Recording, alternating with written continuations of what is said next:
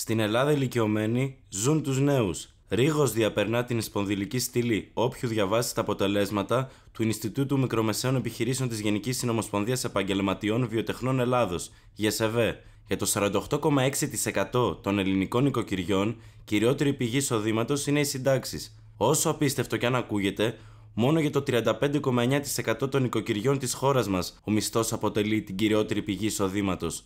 Τα έσοδα από επιχειρήσεις συνιστούν κύρια πηγή εισοδήματος μόνο για το 10,3% των νοικοκυριών. Αν δεν ήταν δηλαδή συνταξιούχοι γονείς και συγγενείς, οι νέοι Έλληνες θα πεινούσαν και θα δυστυχούσαν ακόμα περισσότερο. Σύμφωνα με έρευνα της ΓΕΣΕΒΕ, το 50% των ελληνικών νοικοκυριών ζουν από τους συνταξιούχους. Συμμερίζεστε αυτή την άποψη? Θεωρείτε πως βοηθάνε την ελληνική οικογένεια? Οι συνταξιούχοι, βέβαια βοηθάνε.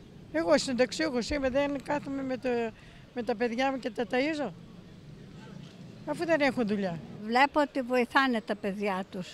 Βεβαίως τα βοηθάνε. Το 94,6% των ελληνικών νοικοκυριών έχει υποστεί μείωση εισοδήματος στα χρόνια της κρίσης, ενώ μόλις το 0,3% των νοικοκυριών είχε την ευτυχία να δει το εισόδημά του να αυξάνεται. 9 στα 10 νοικοκυριά, για να ανταπεξέλθουν στη συνεχόμενη λιτότητα, έχουν μειώσει δραστικά τα έξοδα σε όλους ανεξαιρέτως τους τομείς. Ρούχα, παπούτσια, φαγητό έξω έχουν περιοριστεί θεαματικά. Παρόλα αυτά, το πιο αποκαρδιωτικό στοιχείο είναι ότι το 63,7% των ελληνικών νοικοκυριών έχει μειώσει τα έξοδα για τη διατροφή του, ενώ το 78,4% έχει μειώσει τις δαπάνες για θέρμανση. Σε αντιδιαστολή με αυτά τα τρομακτικά ποσοστά, συγκινείται πραγματικά κανείς όταν βλέπει ότι μόνο το 16,4% των ελληνικών νοικοκυριών έχει μειώσει τις δαπάνες του για την εκπαίδευση.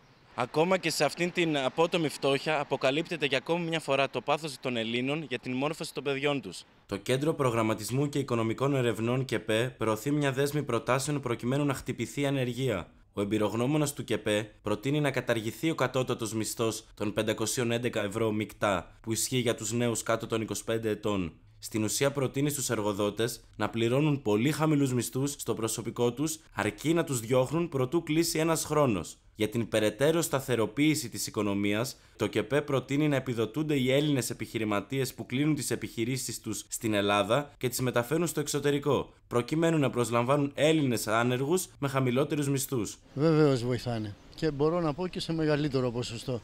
Σήμερα τα πράγματα είναι πάρα πολύ δύσκολα και ως εκ τούτου η μόνη διέξοδο είναι αυτό η πενιχρή σύνταξη που παίρνουμε εμείς οι ηλικιωμένοι.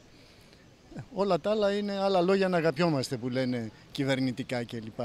Στο πλαίσιο της προσπάθειας καταπολέμησης της ανεργίας, ο Υπουργός Εργασίας κ. Βρούτσης ανακοίνωσε την υλοποίηση 3 νέων στοχευμένων προγραμμάτων απασχόλησης για άνεργους. Η χρηματοδότηση των προγραμμάτων γίνεται μέσω ΕΣΠΑ. Αυτά είναι: πρόγραμμα επιχορήγησης επιχειρήσεων για την πρόσληψη 10.000 ανέργων ηλικίας 30 με 66 ετών. Πρόγραμμα επιχορήγησης επιχειρήσεων για την πρόσληψη 10.000 ανέργων.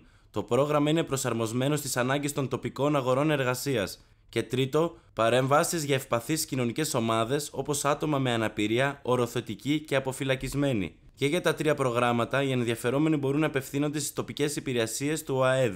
Θεωρείτε πως τα 5μήνα προγράμματα ΕΣΠΑ για την καταπολέμηση της ανεργίας αρκούν για να βοηθήσουν τους νέους?